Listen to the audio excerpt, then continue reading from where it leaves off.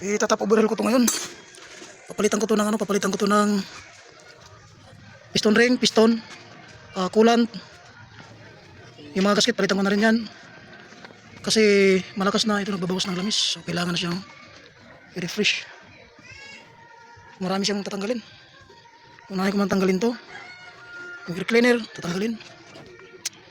Medyo mabusisi ito. Okay, baklasin ko muna. Hindi na yung bag nito, grabe. Antigas. Maglilimang taon ba namang hindi natanggal eh. Akala ko tuluyan na mag-stack up. Buti na lang nagkaya sa puller ko. Dilinisan ko to. Kinabahan ako kanina, akala ko hindi matanggal eh. Nakailang try ako na bunutin. Chinarge ko na gusto yung mga impact. Buti na lang talaga kumalas. Kinabahan ako. Ay, natanggal na lahat. Ihiwalay na namin sa body itong makina para maliwalas pag gumalaw. Ay mo, ito na yung natira. Kakahiwalay lang namin. Wala nang gulong. Yung harap lang meron.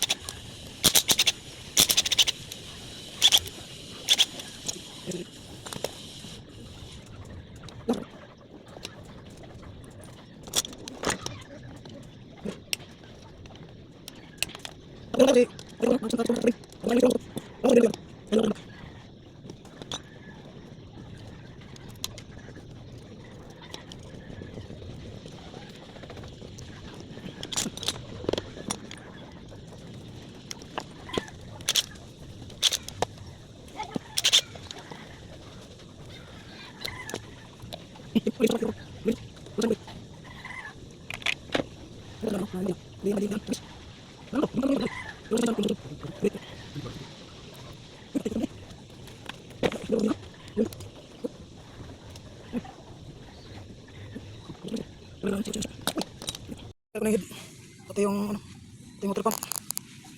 Yan. Yung timing na.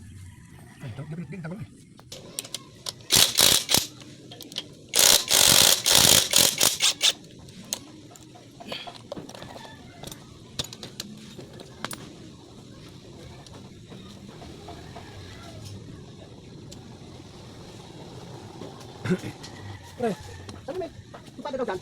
Hindi ko alam. Baka. Baka. Ay, yung luma, pre. Yung luma. Hindi, bakit? Yung sa atin? Ay, sa lugan. Yung ginagrab mo. Ay, lang, lang.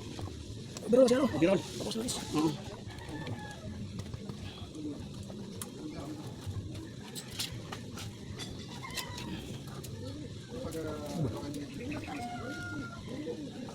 Grabe oh. Carbon, kapal. Kapal ng carbon. Sa carbon ay sa carbon.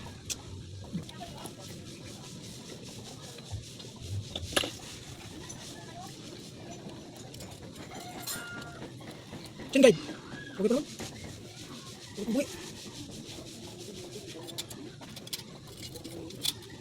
Center gasket. Papat na.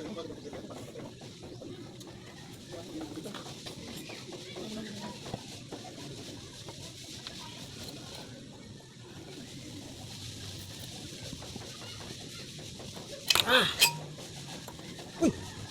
Lumabas!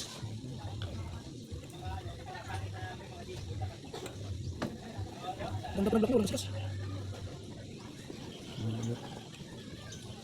Ang dawin pa. Kung wala yun kasi importante yan. Ganda pa ng block na. Oo? May bilhin mo ba? Bilhin mo ba?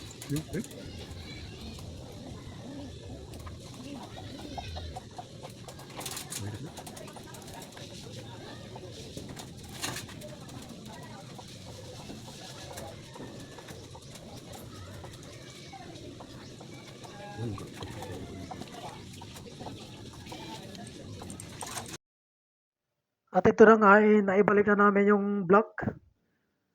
Yung piston, naibalik na rin. Napalitan na ng bago. Piston ring, valve seal. Hindi ko na pinakita yung pag-assemble nun kasi madali lang naman, basic lang naman yan. Nagmamadali na rin kasi kami dahil hapon na eh. Doon kami natagalan masyado kanina sa sa magneto dahil tagal talagang bunutin. Muntik na ako sumuko doon eh. Kala ko hindi na talaga matanggal. Kala ko hindi na matuloy yung pag top overhaul nito. Pero nakisama naman talaga natanggal din. Halos 2 oras o mahigit yata bago yun natanggal. Talagang iningatan ko rin yung yung thread ng sigonyal na hindi siya mapudpod dahil siyempre mas malaki gastos nun pagka napudpod yun. Yung thread nun, lalong-lalo yung yung thread baka bumukol. At hindi lang yun, ibis na malit lang ang gastos, mapalaki ka pa, kamot, ulo. Kaya mahirap na eh. At ito na nga, naibalik na nga namin yung makina sa body niya. Hindi ko na pinakita yung video kung paano ibalik kasi madali lang naman yan. Basta may kasama ka lang. Kaya yun, inaayos na namin yung wiring. Kaya yun, para mapandar na natin to. Hindi pa naibalik yung mga sensor. Pinabalutan ko na ng wiring yung mga yung mga crack na na balot. Inalagyan ko ng electrical tape. May ito, under rin ito.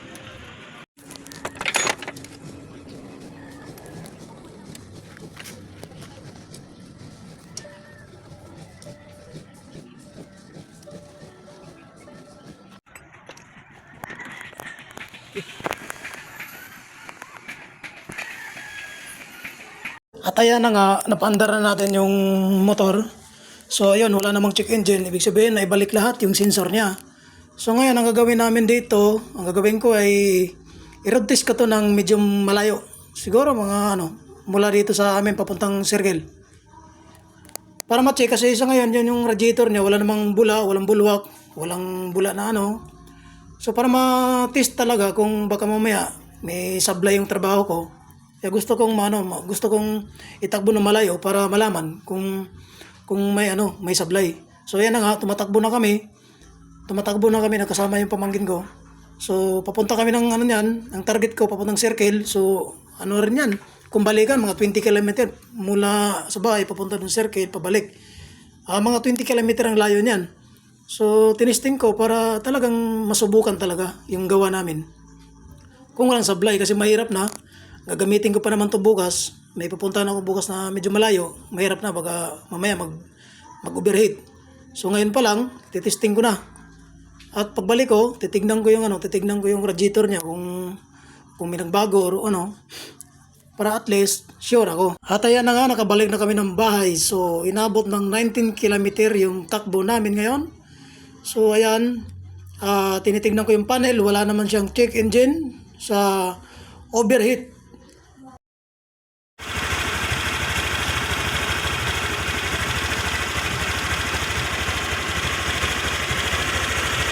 Yan. So wala siyang bula, wala siyang bulwak. So tinakbo ko na to ng ng 20 km. Mula dito sa Payatas papuntang Pilcoap, balikan. So 20 km lahat. Sinubok na to yan. Walang walang bulwak. Okay yung coolant niya. Yung radiator niya okay naman, walang bulwak. So, ibig sabihin, walang singaw yun. So, hanggang dito na lang. Mga brother, ayos na. Walang bulwak yan. Taliguan ko na to. Tatakpan ko na.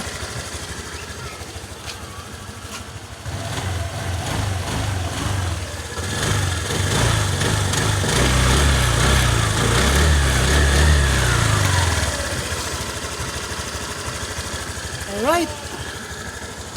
Okay na trabaho natin. Bye-bye.